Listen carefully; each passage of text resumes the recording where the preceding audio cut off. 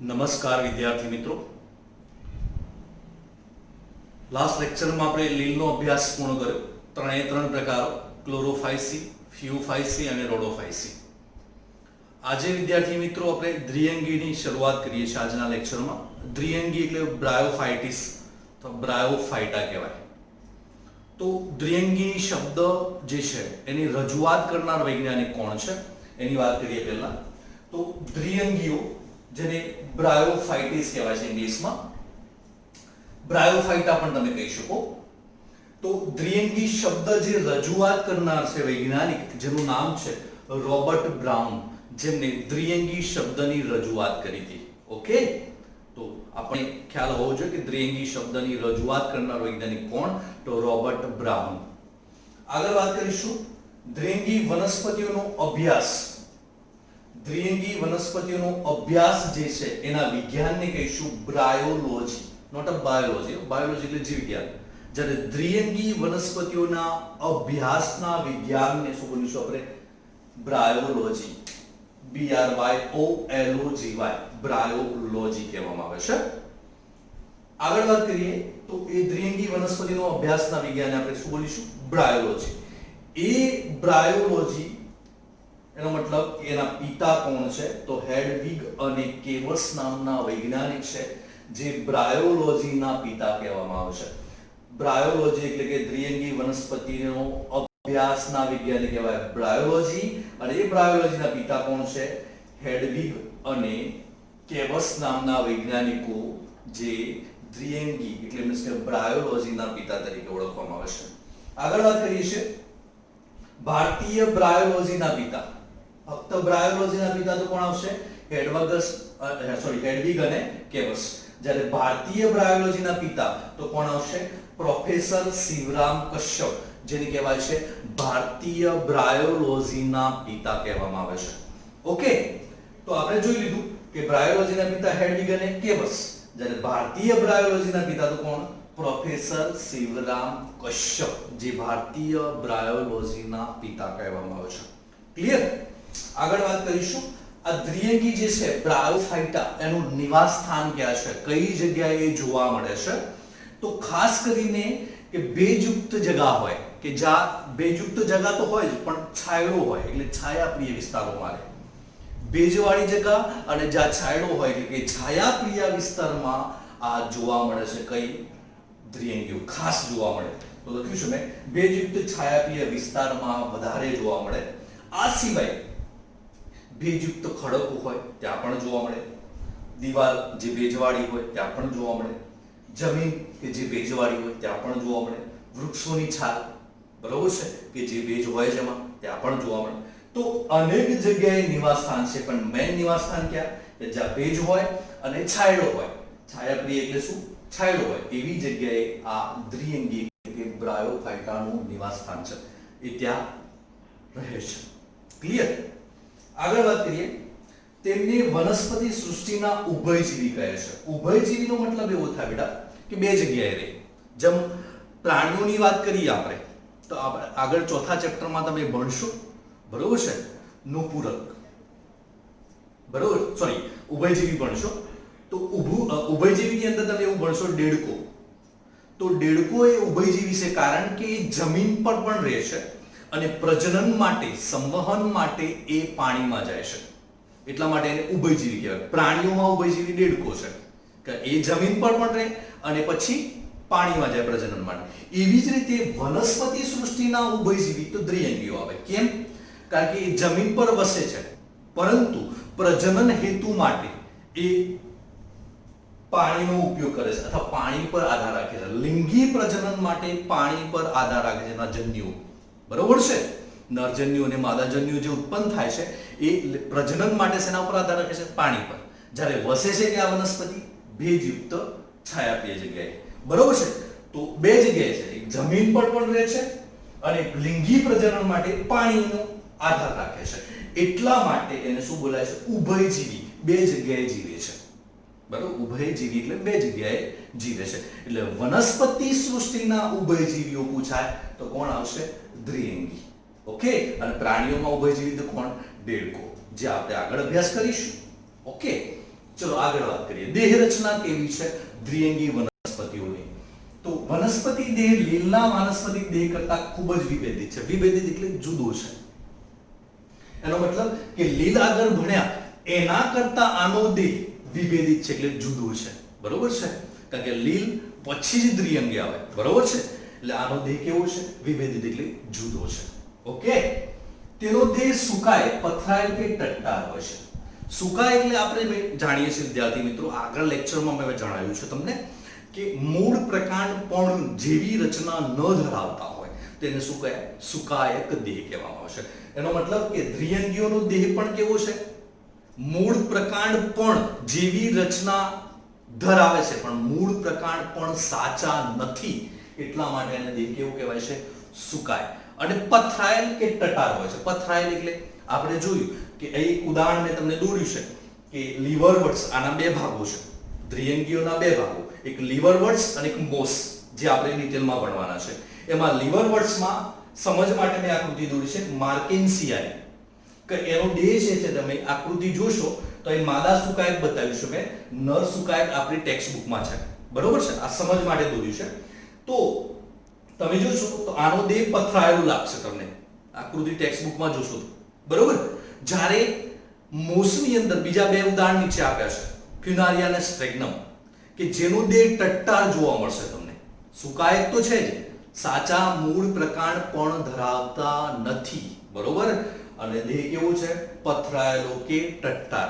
Text બુકમાં આકૃતિ આપેલી છે કે લીવરવર્ટ્સમાં, માર્કેન્સિયામાં માદા સુકાયક અને નર સુકાયક બંને બતાવ્યા છે તમને. બરોબર? તો એમાં તમે જોશો માર્કેન્સિયામાં કે દેહ પથરાયેલો લાગશે, જ્યારે ફ્રેગ્નમ અને ફ્યુનારિયામાં તમે જોશો તો દેહ ટટ્ટાર જોવા મળશે. પણ ધ્યાન રાખશો કે આમાં સાચા મૂળ પ્રકાંડ પણ હોતા નથી, પણ એના જેવી રચના જોવા મળે છે. ક્લિયર? તો બીજી આગળ વાત કરીએ તો એનો મતલબ મેં તમને લખ્યું છે કે તેના દેહમાં સાચા મૂળ પ્રકાંડ પણ ધરાવતો નથી. દ્વિઅંગી વનસ્પતિ સાચા મૂળ પ્રકાંડ પણ ન ધરાવે. એનો મતલબ શું? કે મૂળ પ્રકાંડ પણ જેવી રચના ધરાવે છે. ઓકે? ક્લિયર? આ જેની એની રચના છે એ મૂળ પ્રકાંડ પણ જેવી રચના ધરાવે છે. દાખલા તરીકે બતાવ્યા છે ને, એકકોષી મૂલાંગો, એકકોષી કે બહુકોષી મૂલાંગો હોય. બરોબર છે? આ મૂલાંગો બતાવ્યા છે ને, તો એ મૂળ જેવી રચના છે પણ મૂળ સાચા નથી. બરોબર છે? એ બતાવ્યા છે ને, એટલા માટે મેં આકૃતિ દોરી છે. એવું તમને નર સુકાયકમાં પણ મૂલાંગો જોવા મળશે. મૂલાંગો એકકોષી કાં તો બહુકોષી હોઈ શકે છે. એ લખેલું છે મૂલાંગો દ્વારા આધારક સાથે. અને એ મૂલાંગો શાના માટે હોય? આધાર સાથે જોડાવા માટે હોય. બરોબર? પણ એ મૂળ જેવી રચના નથી. બરોબર છે? ધ્યાન રાખજો, સાચા મૂળ નથી. ક્લિયર? ક્લિયર? ઓકે. એ રીતે બીજી વાત કરી મેં, મૂળ પ્રકાંડ પણ ધરાવતો નથી. એનો મતલબ કે સાચા મૂળ પ્રકાંડ પણ નથી આમાં. બરોબર છે? પણ મૂળ પ્રકાંડ પણ જેવી રચના છે. તમે આ જે દેખાશે તમને, તો તમને આકૃતિમાં જોશો બુકમાં તો તમને પણ જેવી રચના, પણ સાચું પણ નથી. બરોબર? એ પ્રકાંડ જેવી રચના બતાવી છે પણ એ સાચું પ્રકાંડ નથી. બરોબર છે? એટલે એનો મતલબ દેહ કેવો છે? એનો સુકાય છે. બરોબર છે? એના જેવી રચના ધરાવે છે. બીજી વાત કરીશું બેટા કે મૂલાંગો જે છે મૂળ જેવી રચના છે પણ મૂળ સાચા નથી, કારણ કે એ એકકોષી છે કાં તો બહુકોષી હોઈ શકે. અને એ મૂલાંગો જે છે એ આધાર સાથે જોડાવામાં મદદ કરે. બીજી વાત કરીએ આપણે બેટા કે અહીં તમે લીવરવર્ટ્સમાં, માર્કેન્સિયામાં માદા સુકાયક દોર્યું છે કે જેની અંદર તમે જુઓ છો કે સ્ત્રીજન્યુ ધાની ઘર દોર્યું છે. એવી જ રીતે આપણે ટેક્સ્ટ બુકમાં જોઈશું તો બાજુમાં નર સુકાયક દોર્યું છે, ત્યાં પુજન્યુ ધાની ઘર દોર્યું છે. એને વિશે આપણે ડિટેલમાં પછી આગળ અભ્યાસ કરીએ છીએ. લીવરવર્ટ્સનો જે ભાગ છે એમાં મોસ અને લીવરવર્ટ્સ બંને ભણીએ છીએ. ખાલી આ તો નામ કહું છું તમને. બરોબર છે? કે માદા સુકાયક એટલે સ્ત્રીજન્યુ ધાની ઘર બતાવ્યો છે, બાજુમાં નર સુકાયક દોર્યો છે માર્કેન્સિયામાં. બરોબર? ટેક્સ્ટ બુકની અંદર ત્યાં પુજન્યુ ધાની ઘર બતાવ્યું છે. બીજી એક કુંડમલી પ્યાલો પણ બતાવ્યો છે. કુંડમલી પ્યાલો એટલે કે લીલી હોય, લીલો ભાગ હોય, જે તમને ટેક્સ્ટ બુકમાં જોવા મળશે. બરોબર? અહીં લીલો ભાગ જોવા નહીં મળે. બહુકોષીય હોય આ ભાગ અને અલિંગી કણિકાઓ ધરાવે આ ભાગ, જે કુંડમલી પ્યાલા તરીકે ઓળખવામાં આવે છે. જેને આપણે ડિટેલમાં ભણીએ છીએ પણ અહીં તમને આકૃતિમાં બતાવ્યું છે એટલે તમને કહું છું કે કુંડમલી પ્યાલો લીલી રચના છે, બહુકોષીય છે, અલિંગી કણિકાઓ ધરાવે. આ ભાગ જે છે, બરોબર છે, એના દેહ ઉપર, એની દેહ રચના ઉપર થાય કુંડમલી પ્યાલો, અને એ જે છે એ પિતૃદેહથી છૂટો પડે. પિતૃદેહથી છૂટો પડે અને જ્યાં આધાર સાથે સ્થાપિત થાય અને નવી વનસ્પતિ નવી દ્વિઅંગી તરીકે વર્તે છે. બરોબર છે. તો આ કુંડમલી પ્યાલો છે જેને આપણે ડિટેલમાં આગળ ભણી રહ્યા છે. તો આ મિત્રો થઈ એની દેહી રચના. હવે એની અંદર પ્રજનન કઈ રીતે થાય છે દ્વિઅંગી વનસ્પતિઓમાં, એની આર્થિક ઉપયોગિતા શું છે, એના કયા ભાગો છે. તો ભાગો તો મેં તમને કીધા કે લીવર વર્ડ્સ અને મોસ કે જેને આપણે ડિટેલમાં આગળ ભણી રહ્યા છે. એમાં કુંડમલી પ્યાલો પણ ડિટેલમાં ભણીશું, સ્ત્રીજન્યુ ધાનીગર પણ ડિટેલમાં ભણીશું, પૂજન્યુ ધાનીગર પણ ડિટેલમાં ભણીશું, સ્ટ્રેગ્નમ ભણીશું, આપણે ફ્યુનારિયા ભણીશું. ઓકે. તો હવે આપણે આગળ વધીએ તો આની અંદર પ્રજનન અને આર્થિક મહત્વ શું છે એની માહિતી. હવે મિત્રો પ્રજનનની વાત કરીએ દ્વિઅંગીઓમાં. તો પ્રજનનમાં મુખ્ય વનસ્પતિ દેહ એકકીય હોય. એકકીય એટલે એવું કહેવાય સિંગલ એન બેટા. સિંગલ એન હોય તો એકકીય અને દ્વિકીય હોય તો ટુ એન. બરોબર છે. એનો મતલબ કે નરજન્યુ અને માદાજન્યુ એન એન હોય. બરોબર. ક્લિયર. તો મુખ્ય વનસ્પતિ દેહ કેવું હોય એકકીય. બરોબર છે. જ્યારે ગૌણ વનસ્પતિ દેહ દ્વિકીય હોય. એમાંથી ફલિતાંડ બને. હું તમને સમજાવું છું કેવી રીતે. જે જન્યુ ઉત્પન્ન કરે છે તેથી તેને જન્યુજનક કહે છે. જન્યુજનક એટલે કે એકકીય વનસ્પતિ દેહ. આમાં મુખ્ય વનસ્પતિ દેહ કયો છે જન્યુજનક, કે જે જન્યુ ઉત્પન્ન કરે. નરજન્યુ તો પણ એકકીય હોય એન, અને માદાજન્યુ પણ એકકીય હોય, અને આ એકકીય ઉત્પન્ન કરતા જન્યુઓ છે એને કહીશું આપણે જન્યુજનક કહે છે. તો મુખ્ય વનસ્પતિ દેહ કેવો છે દ્વિઅંગીઓમાં એકકીય એટલે સિંગલ એન, જે જન્યુ ઉત્પન્ન કરે છે કયા જન્યુઓ નરજન્યુ અને માદાજન્યુ, જે બંને કેવા હશે એન એન હશે. ઓકે. તો નરજન્યુ ઉત્પન્ન કરશે એ કેવું હશે એન, અને માદાજન્યુ ઉત્પન્ન કરશે એ પણ કેવો હશે એન. તો મુખ્ય વનસ્પતિ દેહ એકકીય એટલે કે જે જન્યુ ઉત્પન્ન કરે નરજન્યુ એન, એકકીય માદાજન્યુ પણ એન, જેથી તેને શું બોલાય જન્યુજનક. એટલે મતલબ કે જન્યુ ઉત્પન્ન કરે છે. બરોબર છે. મુખ્ય વનસ્પતિ દેહ જન્યુજનક છે. કેમ? કારણ કે જન્યુ ઉત્પન્ન કરે છે કયા એકકીય, નરજન્યુ એન અને માદાજન્યુ પણ એન, એકકીય એકકીય. ક્લિયર? ક્લિયર. ઓકે. બીજી વાત કરીએ મિત્રો, આના લિંગી અંગો દ્વિઅંગી વનસ્પતિમાં બહુકોષીય છે, એક કોષીય નથી. એનો મતલબ ઘણા બધા કોષો ધરાવે છે આના લિંગી અંગો. એમાં નરલિંગી અંગને પુંજન્યુ ધાનીગર અને માદાલિંગી અંગને સ્ત્રીજન્યુ ધાની કહેવામાં આવે છે. હવે આપણે આકૃતિ પર ફોકસ કરીશું કે અહીં લીવર બર્ડ્સમાં માર્કેન્સી આપણે દોરી છે. બરોબર, કે જેની અંદર મેં અહીં શું દોર્યું છે સ્ત્રીજન્યુ ધાનીગર, અને એની અંદર શું હોય સ્ત્રીજન્યુ ધાની. અહીં આ ભાગે સ્ત્રીજન્યુ ધાની અહીં હોય. આ જેને માદાલિંગી અંગ કહેવાય. શેની અંદર માર્કેન્સિયામાં સ્ત્રીજન્યુ ધાનીગર બતાવ્યું છે, એની ઉપર શું હોય સ્ત્રીજન્યુ ધાની, અને એની અંદર અંડકોષ હોય, ઈંડુ હોય, જે એકકીય હોય અથવા માદાજન્યુ પણ કહેવાય. આની અંદર આને શું બોલાય સ્ત્રીજન્યુ ધાની કહેવામાં આવે. આને કહેવાય સ્ત્રીજન્યુ ધાનીગર, અને એની અંદર હોય સ્ત્રીજન્યુ ધાની, અને એ ધાની અંદર માદાજન્યુ કે જેને કહેવાય અંડકોષ કે ઈંડુ હોય, જે ચંબુ આકારનું હોય. એ લખ્યું છે મેં માદાલિંગીય સ્ત્રીજન્યુ ધાની. આ રહી માર્કેન્સિયામાં જે ચંબુ આકાર અને એક અંડકોષ એટલે ઈંડુ ધરાવે, એ ઉત્પન્ન કરે આની અંદર. બરોબર. આને કહેવાય સ્ત્રીજન્યુ ધાની. એની અંદર માદાજન્યુ એટલે કે અંડકોષ હોય, એ ચંબુ આકારનો હોય આની અંદર. એવી રીતે તમે આકૃતિ બીજી જોશો ટેક્સ્ટ બુકમાં તો બાજુમાં એક આકૃતિ બતાવી છે માર્કેન્સિયાની. એમાં લખ્યું છે પુંજન્યુ ધાનીગર, અને એની ઉપર આવું જે બતાવ્યું છે ત્યાં તે શું હોય પુંજન્યુ ધાની. સમજણ પડી? એટલે નરલિંગી એક કયો હોય બાજુની આકૃતિમાં નર સુકાય દોર્યો છે, એમાં પુંજન્યુ ધાની એટલે આવો ભાગ હશે ત્યાં. બરોબર, પુંજન્યુ ધાની. અને એ કેવી હોય કેટલી કશાઓ ઉત્પન્ન કરે, કારણ કે નર ચલિત હોય એટલે ચલ પુંજન્યુ કહેવાય, એટલે દ્વિકશાધારી હોય, બે કશાઓ ઉત્પન્ન કરે. કોણ? પુંજન્યુ ધાનીગરમાં નરજન્યુઓ હોય છે એ કેટલી કશા ઉત્પન્ન કરે છે બે, દ્વિકશાધારી. એટલા માટે શું બોલાય ને ચલ પુંજન્યુઓ. જ્યારે આમાં કશા ના હોય એટલે આને શું બોલીશું અચલ સ્ત્રીજન્યુઓ. પણ બંને છે કેવા સિંગલ એન સિંગલ એન. તો ફરીથી એકવાર સમજાવીશ કે લિંગી અંગો બહુકોષીય હોય. જો માદા લિંગી અંગ હોય તો સ્ત્રીજન્યુ ધાનીગરની અંદર સ્ત્રીજન્યુ ધાની હોય, એની અંદર માદાજન્યુ જે એકકીય હોય, જે ચંબુ આકારનું હોય, એ માદાજન્યુ શું બોલીએ છીએ આપણે? અંડકોષ એટલે ઈંડુ જે એકકીય હોય, સિંગલ એન. અને એ અચલ કેમ કહેવાય? કારણ કે કશા નથી ધરાવતો, આની અંદર હોય. બરોબર, આ સ્ત્રીજન્યુ ધાની છે. એવું જ નર સુકાય બાજુમાં દોર્યું છે માર્કેન્સિયામાં. એ નર લિંગી અંગ શું હોય ત્યાં પણ બતાવ્યું છે. પૂજન્યુ ધાનીગર, એની અંદર શું હોય? ઉપર આવી રચના હશે બાજુમાં, ટેક્સ્ટ બુકમાં જોશો તો પૂજન્યુ ધાની દોરેલી હશે આવી રચના. જે દ્વિકશાધારી અંદર, એની અંદર જે પૂજન્યુ ધાની હોય આવી, એની અંદર શું ઉત્પન્ન કરશે? દ્વિકશાધારી નરજન્યુ ઉત્પન્ન કરશે, જેને કશા ધરાવે છે, બે કશાઓ, એટલા માટે એને કહેવાય ચલ. અચલ ના કહેવાય, કારણ કે આ કશા નથી ધરાવતો, આ કશા ધરાવે એટલે કહેવાય ચલ પૂજન્યુ. ખબર પડી?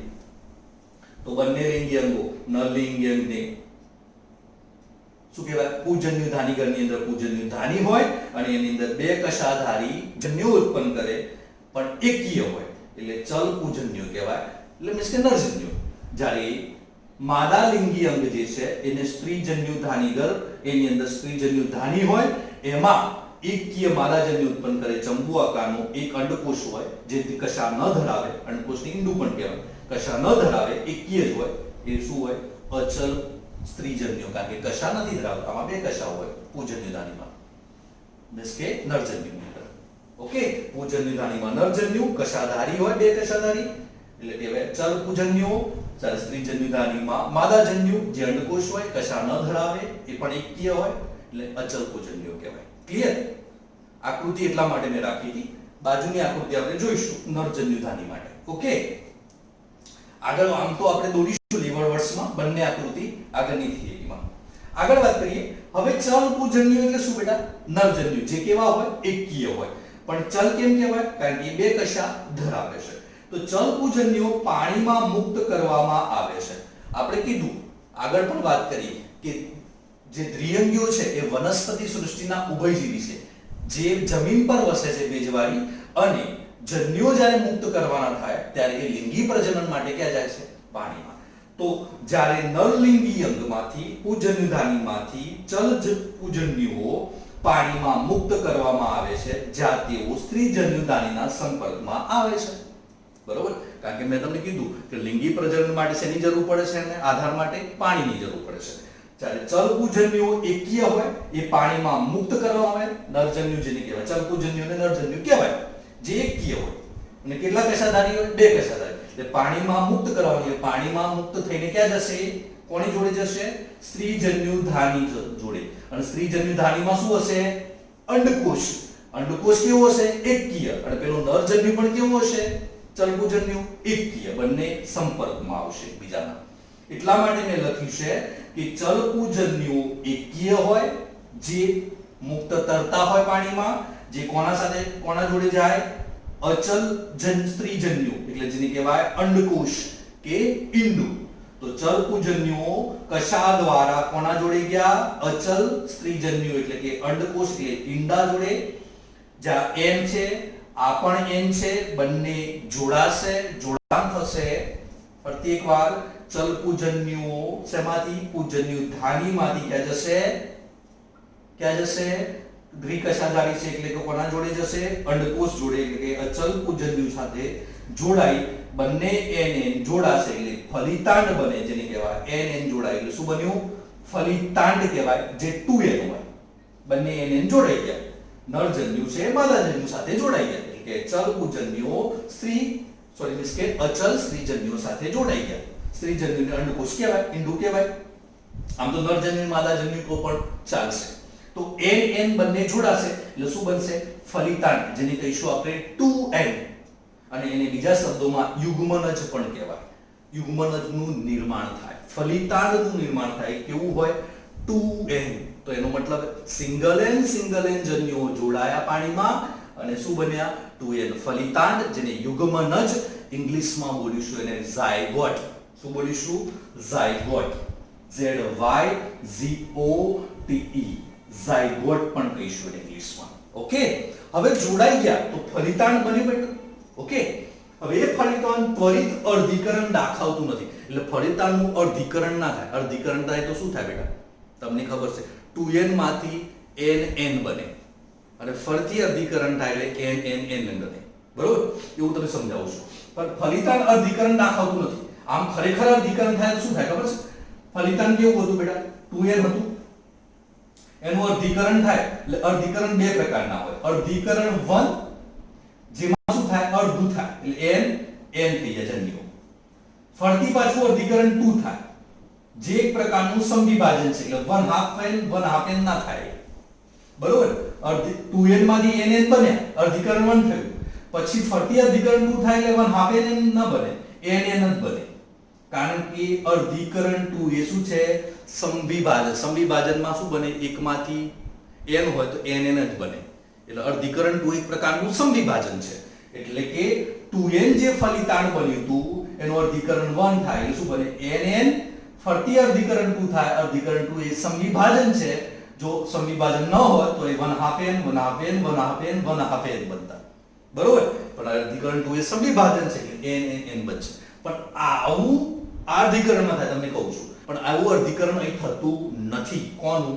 ફલિતાનનું, 2n નું. કારણ કે ફલિતાન જે બન્યું એનું ત્વરિત અર્ધીકરણ દાખવતું નથી. અહીં અર્ધીકરણ નથી થતું, એનો મતલબ n બનતા નથી. નથી બનતા તો શું થાય છે? તો તેઓ બહુકોષીય દેહનું નિર્માણ કરે છે. ફલિતાણ જે છે એનું અર્ધીકરણ ન થાય એટલે શું બને?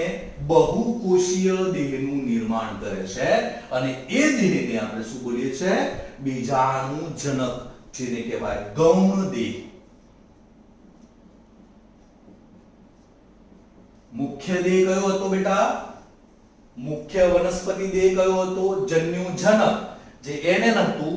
જ્યારે ફલિતાણનું અર્ધીકરણ આ રીતે ન થાય એટલે NN ના બને એટલે 2n જ રહે અને એ બહુકોષીય દેહનું નિર્માણ કરે 2n નું. એને શું બોલાય? બીજાણુજનક કહેવામાં આવે છે. ક્લિયર? તો જન્યુજનકમાંથી શું બન્યું હવે? કયો દેહ બન્યો? ગૌણ દેહ, બીજાણુજનક. કેમ બન્યો? કારણ કે ફલિતાણનું આ રીતે અર્ધીકરણ ન થાય એટલા માટે બહુકોષીય દેહનું નિર્માણ થાય છે. શું બોલીશું આપણે? બીજાણુજનક. એટલે ફલિતાણનું અર્ધીકરણ ના થયું એટલે ફલિતાણ 2n હતું એટલે બીજાણુજનક પણ કેવું રહ્યું? 2n. તો હવે જન્યુજનકમાંથી ગૌણ દેહ આવી ગયો કયો? બીજાણુજનક. મુખ્ય દેહ કયો છે? જન્યુજનક. આ બધું યાદ રાખવું પડશે મિત્રો, ખાસ ધ્યાન રાખશો આ લેક્ચરમાં. બીજું, હવે ગૌણ દેહ બીજાણુજનક નિર્માણ પામી ગયું. બરોબર? ફલિતાણનું અર્ધીકરણ ન થયું એટલે બહુકોષીય દેહનું નિર્માણ થયું, જેને કહીશું બીજાણુજનક, જે 2n હશે. હવે આ જે દેહ છે બીજાણુજનક 2n વાળો, એટલે મીન્સ કે દ્વિકીય. 2n એટલે શું બોલીશું આપણે એને? દ્વિકીય. બરોબર? જ્યારે મુખ્ય દેહ કેવો હતો? એકકીય હતો, જન્યુજનક. ક્લિયર? હવે જો એ દેહ છે ને મુક્તજીવી હોય. મુક્તજીવી એટલા માટે છે કારણ કે કોના પર આધાર રાખે? આ 2n શેમાંથી બન્યું? એકકીય હતો તો 2n બન્યું. કારણ કે અહીંથી આમ ગયા આપણે તો તમે જોયું કે આ એકકીય જે છે nn ભેગા થઈને 2n બને. સમજણ પડી? એનો મતલબ કે બીજાણુજનક કોના પર આધાર રાખે છે? જન્યુજનક પર. કારણ કે જન્યુજનક લખ્યું છે પ્રકાશ સંશ્લેષી જન્યુજનક સાથે જોડાય તેમાંથી પોષણ મેળવે છે. કેમ? કારણ કે જન્યુજનક એકકીય હતો, એ અહીં જોડાયો, 2n બન્યું. ફલિતાણ, જે ફલિતાણ છે એ કેવું? એનું અર્ધીકરણ ના થયું અને શું બન્યું? બહુકોષીય બીજાણુજનક બન્યું. તો શેમાંથી બન્યું? આ ફલિતાણ શેમાંથી બન્યું બેટા? જન્યુજનકમાંથી જ ને. કારણ કે જન્યુજનક એકકીય હતો અને એકકીય જન્યુઓ જોડાય એટલે ફલિતાણ બન્યું. અને ફલિતાણ જ અર્ધીકરણ ના પામે એટલે બીજાણુજનક થયું. એનો મતલબ કે જન્યુજનકમાંથી જ બીજાણુજનક બન્યું. એટલે બીજાણુજનક છે મુક્તજીવી છે. કોનામાંથી પોષણ મેળવે છે? જન્યુજનકમાંથી. કેમ? કારણ કે જન્યુજનકમાંથી બન્યું. બીજાણુજનક શેમાંથી બન્યું? જન્યુજનકમાંથી. કારણ કે જન્યુજનક એ પ્રકાશ સંશ્લેષી છે, પ્રકાશ સંશ્લેષણ કરે છે અને નરજન્યુ અને માદાજન્યુ ઉત્પન્ન કરે છે અને એ પોષણ આપે છે. કોને? નરજન્યુ અને માદાજન્યુ જોડાઈ જાય એટલે બીજાણુજનકને શું આપે છે? પોષણ. 2n. ખબર પડી? તો બીજાણુજનક મુક્તજીવી છે, પ્રકાશ સંશ્લેષી જન્યુજનક પર આધાર રાખે. કારણ કે જન્યુજનકમાંથી જ 2n બન્યું ને. કારણ કે nn ભેગા થયા તો 2n બન્યું અને એના સાથે જોડાઈ અને શું મેળવે છે? પોષણ. જોડાઈ ગયા ને? 2n બને કેવી રીતે બને? અહીં જોડાઈ ગયા તો બને. 2n સિંગલ n જન્યુજનક જોડાઈ ગયા એટલે 2n બન્યું. તો લખ્યું છે પ્રકાશ સંશ્લેષી જન્યુજનક સાથે જોડાઈ અને તેમાંથી શું મેળવે છે? આ બીજાણુજનક પોષણ મેળવે છે. એનો મતલબ કે બીજાણુજનક જે ગૌણદેહ છે એને બનવા માટે કોની જરૂર પડે છે?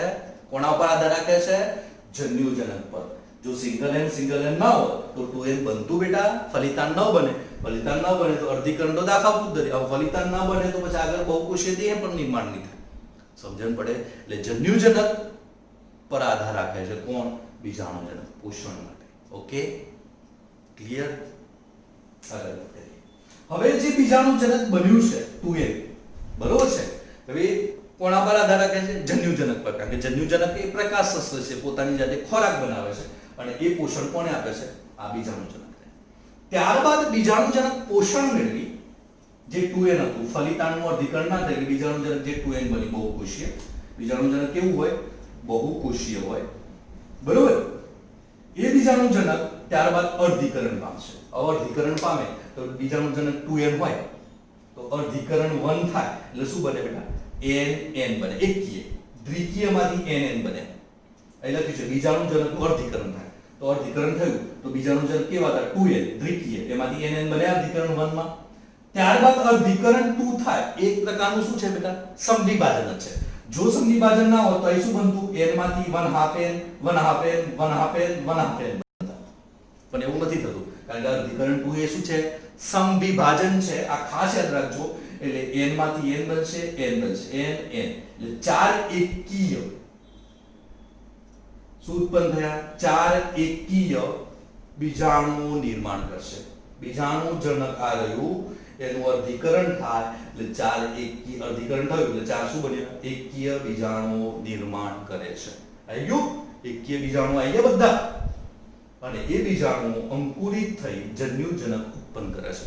કારણ કે પછી જન્યુજનક ફરીથી શરૂઆત થશે. એ બીજાણુ શું થશે? અંકુરિત થશે અને જન્યુજનક ઉત્પન્ન કરશે. કારણ કે જન્યુજનકમાં કેવા હોય બીજાણુઓ?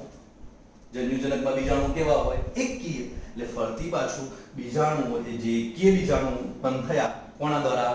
બીજાણુજનકનું અર્ધીકરણ થયું એટલે 4 એકકીય બીજાણુ ઉત્પન્ન થયા. એકકીય બીજાણુઓ અંકુરિત થઈને શું બનાવે છે? ફરતી પાછું મુખ્ય દેહ એટલે કે જન્યુજનક. કારણ કે જન્યુજનક કેવો હોય? એકકીય હોય. એટલે ફરતી પાછું એકકીયની શરૂઆત થાય. ઓકે, તો મુખ્ય દેહ જન્યુજનક, એકકીય અને બીજાણુજનક ગૌણ દેહ છે. કેમ? કારણ કે જન્યુજનક પર એ આધાર રાખે છે. તો આ થયું મિત્રો પ્રજનનની વાત. હવે આગળ વાત કરીએ આપણે આર્થિક ઉપયોગિતા. જે દ્વિઅંગીઓની આર્થિક ઉપયોગિતા કયા પ્રકારની છે એની આપણે વાત. મિત્રો જોઈએ આપણે તો દ્વિઅંગી વનસ્પતિના બે ભાગો છે. એક લીવરવર્ટ્સ અને એક મોસ, કે જેને આપણે બંને ભાગોને ડિટેલમાં ભણવાના છે આગળના લેક્ચરમાં. બંને ભાગો છે લીવરવર્ટ્સ અને મોસ, બંને ડિટેલમાં ભણીશું. લીવરવર્ટ્સમાં માર્કેન્સિયા એક્ઝામ્પલની એક આકૃતિ આપી છે આપણને, નર સુકાય માદા સુકાય. મોસની અંદર ફ્યુનારિયા અને સ્ફ્રેગ્નમની આકૃતિ આપી છે, જે પણ આપણે આગળના લેક્ચરમાં ડિટેલમાં બંને ભાગો ભણીશું. પણ હવે લાસ્ટ દ્વિઅંગીઓમાં જોઈ લઈએ આપણે તો એની આર્થિક ઉપયોગિતા શું છે એની વાત કરીએ આપણે. તો આના બે ભાગો છે યાદ રાખીશું. તો એમાં મોસ અને લીવરવર્ટ્સ બંને આવશે. એટલે આની અંદર માર્કેન્સિયાનું ઉદાહરણ યાદ રાખીશું. આની અંદર કયા? ફ્યુનારિયા અને ફ્રેગ્નમનું ઉદાહરણ યાદ રાખીશું. બરોબર? જે આપણે ડિટેલમાં પછી ભણવાના છે. હવે આર્થિક ઉપયોગિતા જોઈએ તો કેટલીક મોસ, કારણ કે દ્વિઅંગીમાં મોસ આવે, બરોબર? તો મોસ જે છે એ તૃણાહારી સસ્તનો, તૃણ ખાનારા સસ્તનો, પક્ષીઓ અને પ્રાણીઓને ખોરાક પૂરો પાડે છે. મોસમાં કેટલાક સ્વરૂપો એવા છે કે જે તૃણાહારી સસ્તનો, પક્ષીઓ અને પ્રાણીઓને શું આપે છે? ખોરાક પૂરો પાડે છે. બરોબર? આ પહેલું ઉપયોગિતા થઈ મોસની. બરોબર? આગળ વાત કરીશું આપણે ફ્રેગ્નમ. ફ્રેગ્નમ છે મોસની અંદર જ આવે, બરોબર? ફ્યુનારિયા ફ્રેગ્નમ. તો ફ્રેગ્નમની એ પણ આપણને આકૃતિ આપી છે ટેક્સ્ટ બુકમાં, બરોબર? તમારે જોવી હોય તો જોઈ શકો. તો ફ્રેગ્નમની કેટલીક જાતિ અને મોસની અંદર જ ફ્રેગ્નમ આવે એટલે મોસ લખ્યું છે વગેરે. એટલે ફ્રેગ્નમની કેટલીક જાતિ અને મોસ. ફ્રેગ્નમ એટલે શેમાં આવે? મોસમાં જ આવે. એનું એક્ઝામ્પલ છે. અને મોસ વગેરે પીટ બનાવે છે. પીટ એટલે શું? પહેલા તો આ ખાસ અગત્યનો બાબત શબ્દ છે પીટ. ફ્રેગ્નમની કેટલીક જાતિ અને મોસ વગેરે પીટ. પીટ એટલે શું? તો પાણીની અસરથી સડીને લોચો થઈ ગયેલ વનસ્પતિજન્ય પદાર્થ એને કહીશું પીટ. એ શેમાંથી બને છે? ફ્રેગનનની કેટલીક જાતિઓ અને મોસમાંથી પીટ બને છે. પીટ એટલે શું? પાણીની અસરથી સડીને લોચો થઈ ગયેલ વનસ્પતિજન્ય પદાર્થ કહેવામાં આવે છે. બરોબર છે કે જે પાણી અંદર કોઈ બી વસ્તુને પેક કરવામાં આવે તો પાણી સામે રક્ષણ આપતી રચના બને છે, પીટ કહેવાય. તો પીટનો ઉપયોગ શું? તો પીટને આ સડીને લોચો થઈ ગયેલી હોય વનસ્પતિજન્ય પદાર્થ એ સુકાઈ જાય તો એનો બળતણ તરીકે ઉપયોગ થાય છે મિત્રો, ખાસ. બરોબર? તો પીટનો શેના તરીકે ઉપયોગ થાય છે? બળતણ તરીકે ખાસ. બીજું કે જીવંત પદાર્થોની જરૂરી હેરફેર માટે સામગ્રી બાંધવા તરીકે થાય છે. કે જીવંત પદાર્થો જે જીવન જરૂરી વસ્તુઓ છે, બરોબર, જીવંત છે, એને જીવંત રાખવી છે તો એ પીટ એના ઉપર બાંધી દેવામાં આવે, કારણ કે પીટ છે એ શું છે? પાણી રોધક છે, એટલે પાણીની અંદર જવા દેશે નહીં. એટલે જે જીવંત વસ્તુઓ છે એની આરામથી આપણે હેરાફેરી કરી શકીએ છીએ, એને જીવંત રાખી શકીએ છીએ. તો ફરી એકવાર, ફ્રેગનમની કેટલીક જાતિ અને મોસ શું ઉત્પન્ન કરે છે? પીટ. પીટ એટલે શું?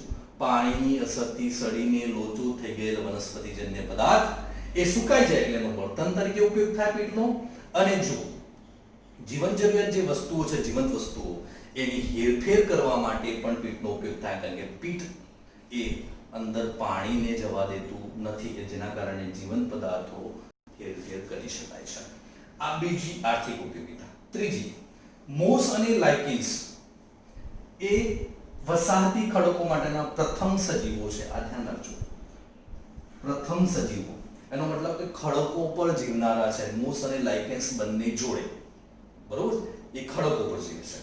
હવે લાઇકેન્સ જે છે મિત્રો એ ઓક્ઝેલિક એસિડ જેવા રસાયણો છૂટા પાડે છે. જે આ ખડકો પર થાય, લાઇકેન્સ અને મોસ બંને થાય, એમાં આ લાઇકેન્સ છે ને એ ઓક્ઝેલિક એસિડ જેવા રસાયણો છૂટા પાડે છે, જેના કારણે ખડકોનું વિઘટન થાય છે, તૂટી જાય ખડકો. અને ખડકો તૂટવાથી ઉચ્ચ કક્ષાની વનસ્પતિઓ ત્યાં અત્યારે હાલમાં ઉગી શકે છે, ઉગવા માટેનું સાનુકૂળ આધાર આપે છે. તો ફરીથી, મોસ અને લાઇકેન્સ બંને ખડકો પર જીવનાર પ્રથમ સજીવો છે. આ બંને એક સાથે ખડકો પર જીવે, પણ એમાંથી લાઇકેન્સ જે છે એ ઓક્ઝેલિક એસિડ જેવા રસાયણો છૂટા પાડે છે, જેના કારણે ખડકોનું વિઘટન થાય, જેથી ખડકો તૂટવાથી, પોચા થવાથી ત્યાં ઉચ્ચ કક્ષાના ઘટાદાર વૃક્ષોને આધાર મળી રહે છે. એટલા માટે અત્યારે ખડકો ઉપર ઘટાદાર ઉચ્ચ કક્ષાની વનસ્પતિઓ આપણને જોવા મળે છે. તે કોના કારણે? લાઇકેન્સ. આગળ છેલ્લી વાત કરીએ આર્થિક ઉપયોગિતાની, પછી આપણે આજનો લેક્ચર પૂર્ણ કરીએ. મોસ જમીન પર ગહન એટલે ગીચ, જમીન પર એટલી ગીચ પથરાયેલી હોય, સાદડીની જેમ, સાદડી એટલે મેટ, આપણે ઘરે પાથરીએ છીએ, અસ્તર બનાવે છે. એનો મતલબ કે જમીન પર મોસ જે છે એટલી બધી ગહન ગીચ પથરાયેલી હોય, સાદડી એટલે મેટની જેમ, કે જેના કારણે વરસાદથી જમીનનું ધોવાણ જે છે એ અટકાવી શકાય છે. એટલા માટે જમીન પર એટલી બધી ગીચ પથરાયેલી હોય, મેટની જેમ, બરોબર, કે વરસાદ ગમે એટલો પડે પણ જમીનનું ધોવાણ થાય નહીં. તો આ પણ એક આર્થિક ઉપયોગિતા થઈ. તો મિત્રો, આ જોયું આપણે દ્વિઅંગી વનસ્પતિઓની સંપૂર્ણ માહિતી. હવે નેક્સ્ટ લેક્ચરમાં દ્વિઅંગી વનસ્પતિના બે ભાગો ભણીશું, લીવરવર્ટ્સ અને મોસ.